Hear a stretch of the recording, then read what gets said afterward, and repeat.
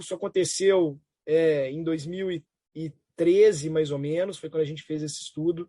Contextualizando um pouquinho o mercado, as empresas de construção civil no Brasil, residencial, tinham aberto os seus capitais, né? A série dos IPOs tinham acontecido entre 2007 e 2008.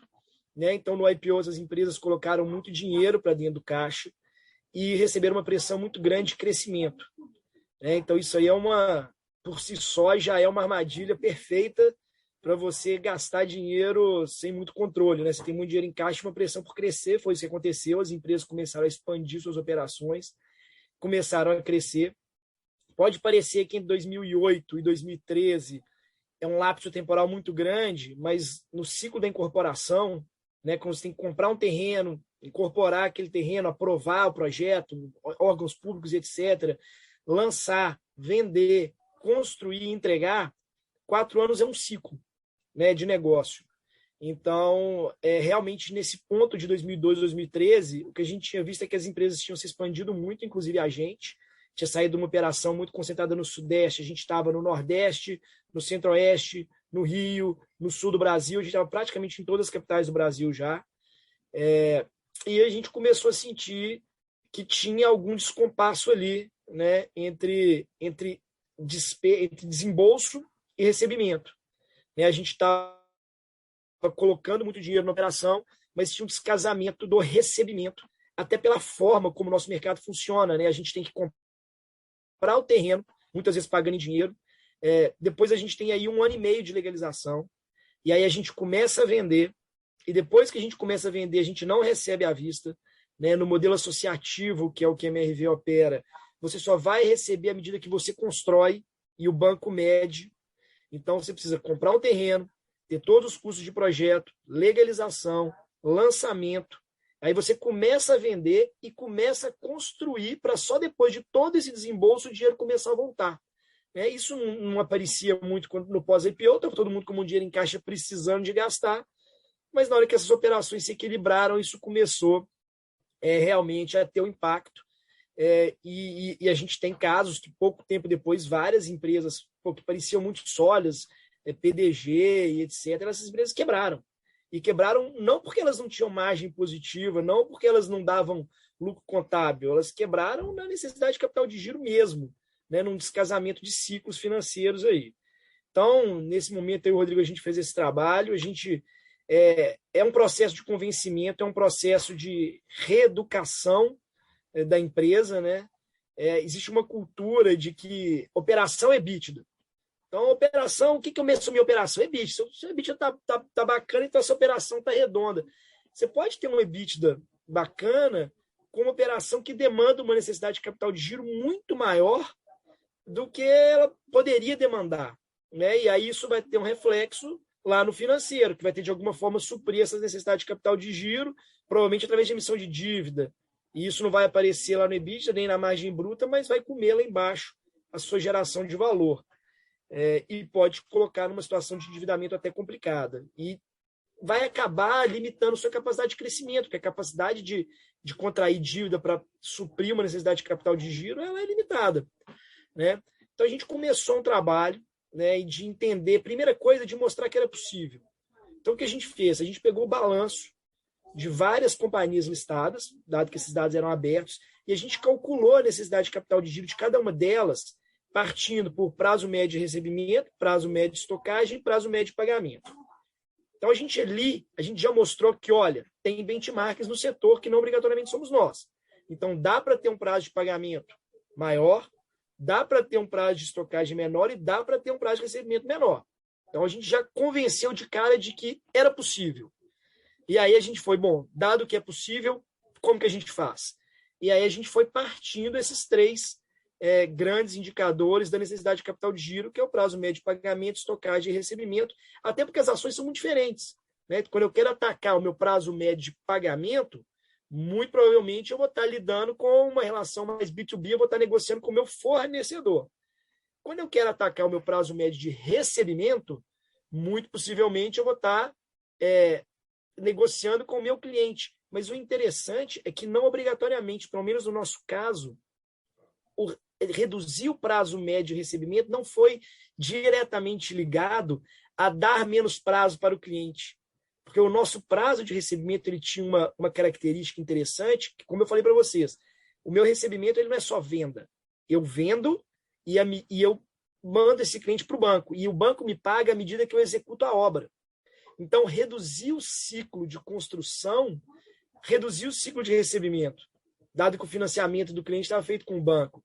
Então, aí em cada negócio, a gente precisa olhar o que compõe o meu ciclo de pagamento, o que compõe o meu ciclo de recebimento. Né? Como que eu consigo comprimir esse ciclo de recebimento, seja dando menos crédito para o cliente, seja mudando alguma coisa na minha operação, a velocidade de produção ou a velocidade do repasse. E a gente fez muitas ações nisso. Na época, eu lembro que a gente demorava 60 dias entre a venda e a contratação do financiamento imobiliário desse cliente. Hoje é imediato. A venda só ocorre junto com a assinatura do financiamento imobiliário. Então, a gente tirou 60 dias de ciclo. E na época, a gente fez uma conta, um dia de ciclo representava 11 milhões de redução de necessidade de capital de giro. Então, claro que cada operação tem uma magnitude, e esse um dia vai representar um valor, mas percentualmente dentro do seu negócio vai ser sempre relevante. Então, brigar por um dia, brigar por 5 dias, que seja, eu vou brigar por 5 dias com o meu fornecedor. Beleza, eu melhorei meu prazo médio de pagamento. E se eu melhoro 5 dias no meu recebimento, eu melhorei 10. Então, se eu tinha 100, eu melhorei 10% o meu ciclo financeiro. E vou reduzir a necessidade de capital de giro em 10%, possivelmente. Aí tem que fazer uma correlação para cada negócio, mas é super relevante. Né? E aí, quando a gente conseguiu quebrar o prazo médio de pagamento, o recebimento e a estocagem, e entender quais eram as áreas que tinham impacto em cada um desses, a gente conseguiu quebrar esses indicadores em ações específicas para a operação. Então, claro que a gente tentou explicar a necessidade de capital de giro para toda a empresa, e claro que a diretoria né, e as linhas mais estratégicas da companhia entenderam, mas muitas vezes é difícil explicar lá na ponta da operação. O que a gente fez foi transformar a necessidade de capital de giro ou prazo médio de pagamento ou recebimento numa ação, num indicador específico daquela pessoa. Então, aquela pessoa, muitas vezes, ela podia nem saber que transformar o repasse de 60 dias para um dia ia mudar a necessidade de capital de giro da companhia. Mas ela entendia que ia fazer a gente receber do cliente um pouco mais rápido o dinheiro, e aquela era a meta dela.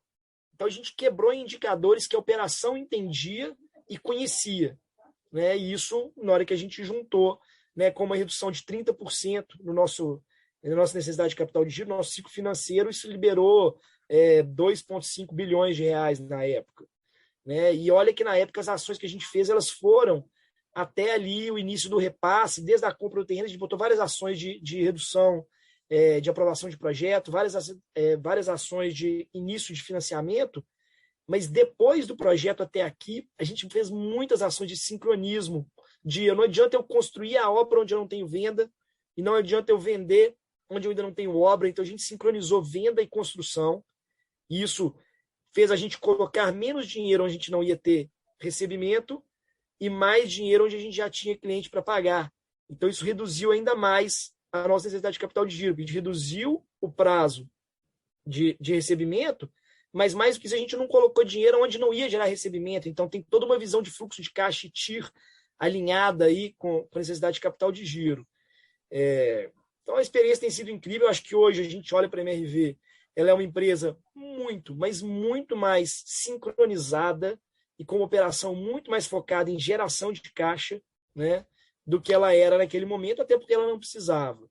Né? Então, a gente tem um orgulho muito grande, né, Rodrigo, desse trabalho que a gente fez, mas ele não é um trabalho nosso, ele é um trabalho da companhia. A companhia isso, provocou é um trabalho da companhia. Exatamente. E vem fomentando, e todo mundo tendo ideia, e a cada dia a gente vai tendo aí uma ideia diferente, vai aprendendo uma coisa nova que reduz o ciclo, né? Aperta o fornecedor, muda a forma de repassar, muda a forma de vender, e a gente vai reduzindo esse ciclo. Quanto melhor ele for, mais eficiente a gente vai ser. A gente tem essa consciência, essa busca que hoje está permeada na empresa inteira. Hoje qualquer pessoa da companhia que você perguntar vai saber te responder sobre capital de giro e geração de caixa. A gente sabe que isso é a nossa energia aí. Tá bom? Mas assim, tentei ser bem resumido para não ficar repetitivo e eu vou ficar aberto a perguntas aí de todo mundo. Só para dar um exemplo, se não me engano, Rafael, você me conta se tá uma ação que para mim é a mais emblemática, que era acabar com o fato de que quando o teu vendedor vendia o imóvel e tinha que pegar a documentação do cliente, às vezes vinha uma xerox muito escura da identidade do sujeito ou da pessoa, e ia para o banco e era negado. Tinha que voltar e fazer todo o processo. E assim, acabar com esse tipo de ineficiência que, quando você compõe com 200 outras ações, bom, gerou 2,5 bi e as ações foram muito mais do que isso feita pela companhia desde então. Essa ação ela é parte dessa redução de 60 dias, né? A gente demorava, em média, do dia que eu vendia ao dia que eu conseguia assinar o financiamento imobiliário do cliente com o banco, que é quando eu começo a receber, porque quando eu vendia para o cliente eu não recebia nada. Foram 60 dias de redução só nessa melhoria de processo entre vender e assinar o financiamento bancário. Agora, isso envolveu várias áreas da empresa, desde a área que comprava o terreno e que agora tinha que fazer todo o processo de legalização, já olhando aquilo que o banco ia pedir, não só o que a prefeitura ia pedir para aprovar o projeto, até a venda, que teve que começar a capturar o documento do cliente com uma qualidade muito maior do que quando era só para a gente. Quando a gente já queria entregar para o banco como ele queria. Então, envolveu a área de novos negócios e a área comercial e a área de crédito. A gente envolveu 3 áreas da empresa, né, para entender o fluxo inteiro, aonde que estavam os gargalos, e ali a gente ganhou 60 dias de ciclo. 60 dias, gente, a 11 milhões de reais por dia, foi uma loucura, né? Agora, foi fácil? Não foi. A gente teve que entender onde que estava, teve que alinhar 3 áreas da empresa. A área de novos negócios era uma área que era muito preocupada em fazer negócio. Meu objetivo aqui é comprar terreno e fazer negócio. E aí ela começou, não, eu tenho que fazer negócios e eu tenho que legalizar eles de forma que eles já estejam prontos para o repasse no momento do início da venda. Então, tem uma mudança de mindset? Tem, né? Mas ela é facilmente explicável e justificável, né? Então, acho que com bons exemplos, e foi importante a gente mostrar que tinha benchmark no mercado fazendo melhor que a gente, porque a gente é uma empresa extremamente competitiva, de pessoas extremamente competitivas. Então, quando a gente mostrou que tinha alguém fazendo melhor, aí pronto, né? Aí agora a gente já não aceita mais, temos que fazer melhor também. Então, acho que essas aí são dicas que ajudaram a gente a implementar o processo.